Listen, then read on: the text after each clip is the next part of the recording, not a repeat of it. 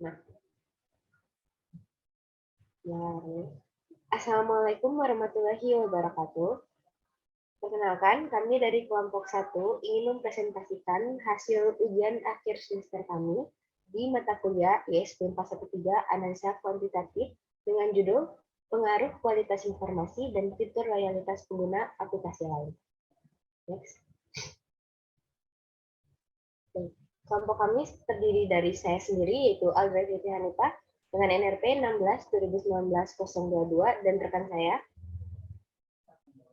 Saya Asyifa Mutiara Maulina dengan NRP 16-2019-006. Saya Fahri Muhammad Tahihar dengan NRP 16-2019-011. Dan saya Prambudi Gugu Panji dengan NRP 16-2019-014.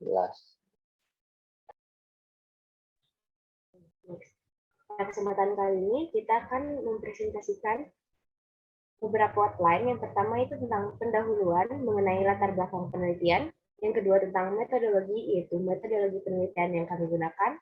Yang ketiga tentang hasil, yaitu hasil dan pembahasan.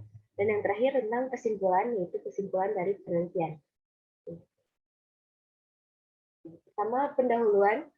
Banyaknya perusahaan yang bersaing untuk mengembangkan aplikasi komunikasi pada ponsel membuat semakin banyaknya pilihan bagi pengguna untuk menggunakan aplikasi komunikasi lainnya, sehingga loyalitas pengguna dapat bervariasi karena fitur-fitur yang dikembangkan berbeda-beda.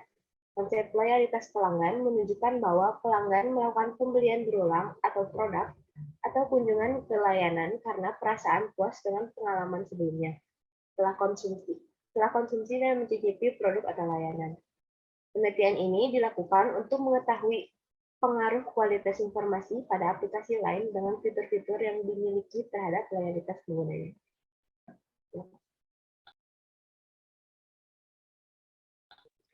Metode penelitian yang pertama itu ada jenis dan sumber data. Menggunakan metode penelitian analisis kuantitatif, juga menggunakan data primer dan data sekunder, di mana data primer ini dari hasil kuesioner yang disebar kepada mahasiswa ITENAS dan di luar ITENAS, dan menghasilkan responden 57 orang dari minimum responden 52 orang. Lalu ada teknik pengumpulan datanya, yaitu analisis kuesioner. Kuesioner ini dengan skala pengukuran menggunakan skala linear berskala 4 dengan skor sangat setuju 4, setuju 3, tidak setuju 2, sangat tidak setuju 1. Lalu ada studi literatur dilakukan dengan menggunakan literatur dari sumber-sumber yang tervalidasi dan kajian-kajian yang telah diselesaikan sebelumnya. Next. Metodologi penelitian selanjutnya ini ada variabel penelitian. Terdapat dua variabel, yaitu variabel laten dan variabel manifest. Nah, yang pertama ini variabel laten, terdapat dua, yaitu variabel laten endogen adalah kualitas informasi X1 dan fitur-fitur X2. Variabel laten eksogen adalah loyalitas pengguna, yaitu X. Next. Pada variabel manifest ini, terdapat konstruk variabel laten, yaitu kualitas informasi X1, indikator atau variabel manifest, IQ1, kualitas informasi dengan item, lain selalu memperbarui informasi sesuai dengan berita terkini, lain menyediakan informasi mengenai kegiatan teman-teman, bot chat, dan official account terkini, lain lalu yang ketiga, saya merasa informasi yang diberikan LINE mudah dipahami. Selanjutnya, LINE menyajikan informasi sesuai kategori yang saya pilih. Lalu ada indikator IQ2, yaitu language, di mana itemnya saya merasa LINE menggunakan bahasa yang mudah dimengerti dalam menyebarkan informasi. Lalu yang kedua, saya merasa LINE menyebarkan informasi sesuai dengan PUB, Pedoman Umum Ejaan Bahasa Indonesia, dengan referensi dari Vikremaditya 2021. Selanjutnya, pada konstruk variabel laten, terdapat fitur-fitur dengan X2, indikator variabel manifestnya itu F1, sistem flexibility, dengan itemnya Saya merasa Line selalu memperbarui fiturnya sesuai dengan kebutuhan saya. Lalu saya merasa Line memiliki fitur yang lengkap sesuai dengan kebutuhan saya. Selanjutnya ada indikator F2, System Integration. Saya merasa fitur pada Line mudah dipahami dan dioperasikan dengan referensi dari Hasnawati tahun 2018. Selanjutnya, ada construct variabel laten fitur-fitur X2, indikatornya variabel manifest, F3 time to respond. Itemnya, saya merasa fitur lain merespon perintah dengan cepat dan tepat. Saya merasa fitur lain merespon perintah sesuai dengan harapan saya. Fitur lain menerima pesan secara real time. Referensinya dari Hasnawati tahun 2018. Selanjutnya, ada indikator variabel manifest F4 language. Dengan item, saya merasa fitur pada Line menggunakan bahasa yang mudah dimengerti. Lalu saya merasa fitur pada Line menggunakan bahasa yang sesuai dengan negara yang saya tempati. Selanjutnya, pada konstruk variabel laten, terdapat loyalitas pengguna sebagai Y dengan indikator variabel manifestnya CL1, penggunaan jasa kembali dengan item, saya bersedia menggunakan fitur lain yang ditawarkan aplikasi lain. Lalu, saya ingin terus melakukan komunikasi menggunakan lain dalam jangka panjang. Selanjutnya, ada indikator variabel manifest CL2, merekomendasikan merek tersebut pada data orang lain dengan item saya bersedia untuk menginformasikan kepada orang lain tentang aplikasi Line. Yang kedua, saya bersedia untuk menginformasikan kepada orang lain apabila ada fitur baru. Lalu saya ingin menyarankan orang lain untuk menggunakan aplikasi Line dengan referensi dari Hermanto tahun 2019. Next. Selanjutnya, metodologi penelitian yang digunakan ini menggunakan SampleS, di mana penelitian ini berfokus untuk menjelaskan varian dalam variabel dependent model. Nah, terdapat X1 sebagai kualitas informasi dan fitur-fitur sebagai X2 yang akan mempengaruhi loyalitas pengguna sebagai. Nah, di sini H1-nya itu hipotesis 1, yaitu kualitas informasi memiliki efek positif terhadap loyalitas pengguna. Dan H2 ini fitur-fitur yang terdapat memiliki efek positif terhadap loyalitas pengguna.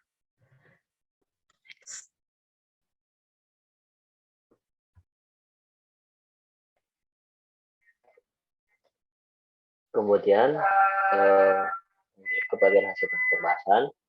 Di sini kami menggunakan aplikasi SmartPLS versi 4, di mana kami untuk melakukan perhitungan menguji kualitas dan loyalitas pada outer model dan inner model untuk membuat model. Nah, pada item-item yang variabel tadi sudah dijelaskan, jadi berikan kode seperti IQ 3, 4, 5, 6 pada variabel IQ. Dan untuk fitur-fitur tersebut disimbolkan menggunakan huruf F, di mana terdapat 8 item yang digambarkan kepada CL atau merupakan simbol dari customer loyalty atau loyalitas pengguna yang memiliki 5 item. Kemudian hasilnya dari situ, reliabilitasnya adalah namun sebelum dari hasil tersebut, reliabilitas merupakan suatu pengukuran dengan menggunakan suatu objek yang sama, di mana akan menghasilkan data yang sama menurut Sugiono. Terdapat 2 tahap untuk menguji reliabilitas menurut prinsip pada tahun 2013, yaitu indikator reliability dan internal consistent reliability atau biasa disebut ICR. Indikator reliability merupakan pengujian reliabilitas indikator berdasarkan nilai indikator loading dengan kriteria nilai ambang batas di atas 0,7 untuk dinyatakan bahwa reliabilitas indikator dapat diterima menurut prinsip pada 2013. Nah, pada tabel tersebut terdapat beberapa yang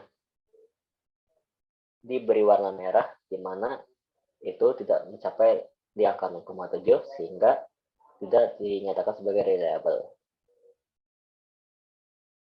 Kemudian pada pengujian ICR merupakan pengukuran reliabilitas konsistensi internal berdasarkan nilai composite reliability atau RHOC dan crown box alpha dengan nilai alpha lebih besar dari 0,70.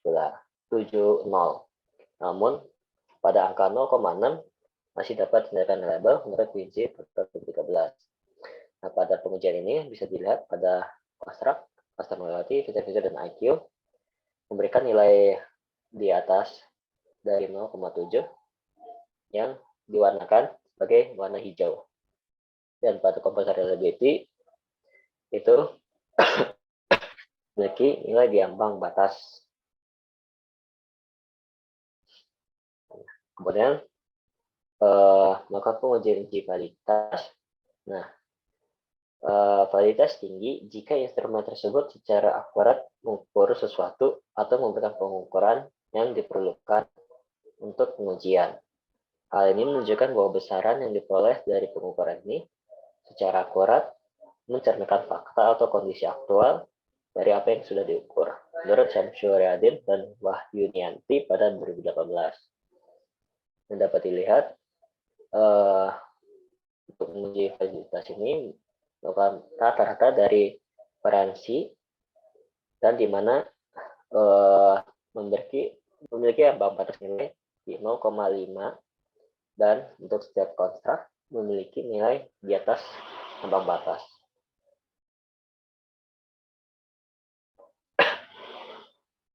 Kemudian pada uji validitas diskriminan dilakukan pengujian cross-loading di mana validitas diskriminan dinyatakan valid ketika nilai korelasi indikator dengan konstruknya yang lebih besar dari nilai korelasi indikator dengan konstruk lain. Intinya pada di cross-loading ini menguji setiap indikator jika memiliki angka warna hijau, setiap konstruk itu memiliki nilai yang tinggi dan lebih dominan daripada konstruk lainnya. Dan bahwa konstruk itu benar-benar mempresentasikan dari variabel tersebut. Kemudian terhadap pengujian head to rate motor rate ratio atau biasa disingkat HTMT. Nah, HTMT menyatakan di mana ketika konstruksi secara konsep dapat menggunakan nilai ambang batas di 0,9. Nah, pada saya ditemukan bahwa konstruk F itu memiliki nilai di atas 0,9 yaitu 0,95 terhadap konstruk IQ. Di mana untuk nilai 0,8 itu berada di mendekati di ambang batas, namun cukup diterima.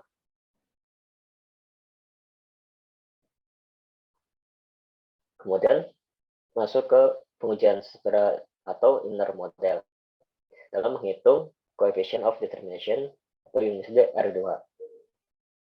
Pengujian ini dilakukan untuk menunjukkan hasil kemampuan semua variabel exogen atau X dalam berdasarkan varians dari variabel terikatnya atau Y. Dengan rentang nilai yang digunakan adalah 0,19 dengan skala kecil, 0,33 sebagai sedang, dan 0,67 atau kuat sebagai kriteria modelnya. Nah, pada pengujian ini, konstruk CL memiliki nilai R-square-nya 0,599 atau dilakukan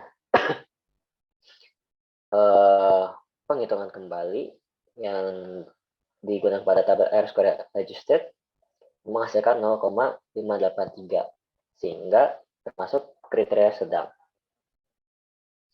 Kemudian menguji ukuran efek atau F2. Tujuan dari pengujian ini untuk menentukan pengaruh variabel X terhadap variabel Y yang dimana rentang nilai yang digunakan yaitu 0,02 sebagai kecil, 0,15 sebagai sedang, dan 0,35 sebagai besar. Nah, variabel customizability terhadap mohon maaf untuk fitur-fitur terhadap customer loyalty memiliki pengaruh 0,06 dan construct IQ terhadap customer loyalty itu menghasilkan 0,3, di mana itu merupakan sedikit pengaruh yang besar terhadap customer loyalty, dan untuk 0,06 memiliki pengaruh yang kecil. Nah, sehingga pada pengujian estimate for path coefficient, di sini terdapat nilai di mana jalur untuk fitur-fitur terhadap customer loyalty menghasilkan nilai p-value sebagai tertera, yaitu 0,053 yang diberikan warna merah. Dan untuk jalur kualitas informasi atau IQ terhadap customer loyalty memberikan p-value sebagai 0,00, di mana jalur ini digunakan sebagai penguatan dari hipotesis yang telah dibentuk sebelumnya. Nah, dari hasil tersebut terdapat hasil pengujian hipotesis, di mana hal satunya yaitu kualitas informasi memiliki efek positif terhadap kualitas pengguna. Hasilnya ditolak karena rentang terhadap t-table itu lebih kecil dari tes statistik, sehingga ditolak. Dan untuk hipotesis kedua, yaitu fitur-fitur yang terdapat memiliki efek positif terhadap kualitas pengguna memiliki nilai tes statistik yang lebih besar, yaitu 5,255, dan memiliki p-value yaitu 0, sehingga memberikan hasil diterima.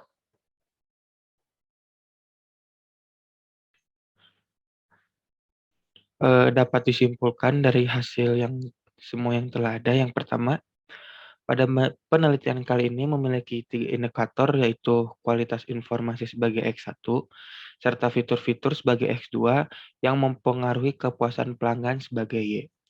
Yang kedua, terdapat 2 hipotesis, di antaranya kualitas informasi atau X1 mempengaruhi loyalitas pengguna lain atau Y, dan fitur-fitur pada aplikasi lain mempengaruhi loyalitas pengguna lain. Yang ketiga, penggambaran model SEM PLS dilakukan untuk perhitungan menggunakan algoritma PLS dengan mengurangi 2 item pada variabel kualitas informasi, sehingga menghasilkan nilai AVE yang mencukupi, yaitu di atas 0,5. Yang keempat, peneliti melakukan uji validitas dan reliabilitas yang menunjukkan bahwa beberapa variabel memiliki nilai besar dari 0,708, sedangkan variabel lainnya tidak memenuhi persyaratan dan memiliki nilai lebih rendah dari 0,708. Perhitungan outer model algoritma PLS mengungkapkan bahwa beberapa variabel ini tidak memenuhi syarat, sementara yang lain sebagian memenuhi persyaratan. Next. Yang kelima, dari hasil uji reliabilitas yang dilakukan menghasilkan I Cronbach alpha lebih besar dari 0,70. Maka item pernyataan yang digunakan dapat dinyatakan reliable dan akan digunakan untuk kualitas informasi dan fitur-fitur terhadap loyalitas pengguna. Kemudian, pada pengujian validitas nilai konvergen, pada penelitian ini menghasilkan nilai AVE setiap konstruk di atas 0,5, sehingga dapat dinyatakan konstruk pada model ini memiliki validitas konvergen yang memenuhi syarat. Yang keenam, pada pengujian validitas diskriminan dinyatakan valid ketika nilai korelasi indikator dengan konstruknya lebih besar dari nilai korelasi indikator dengan konstruk lain. Semua nilai yang didapatkan dari pengujian tersebut dapat disimpulkan direkomendasikan untuk penelitian kali ini. Next. Yang ketujuh, pengujian dilakukan untuk mengukur hubungan antar konstruk. Pengujian kali ini di mana nilai R square terhadap loyalitas pelanggan yaitu 0,583 yang dapat diartikan variabel kualitas informasi dan fitur-fitur secara substantif variabel loyalitas pengguna sebesar 58,3% serta 41,7% dipengaruhi oleh variabel yang tidak ada dalam penelitian kali ini. Dan yang terakhir, pada pengujian hipotesis 1 ditolak dikarenakan memiliki nilai tes statistik dikurang lebih kecil daripada t-tabel. Artinya, tidak terbukti memiliki pengaruh positif terhadap loyalitas pengguna. Sedangkan pada hipotesis 2 diterima dikarenakan nilai tes statistik lebih besar dari nilai t-tabel. Dengan demikian, terbukti bahwa fitur-fitur pada aplikasi lain berpengaruh positif terhadap loyalitas pengguna. Next.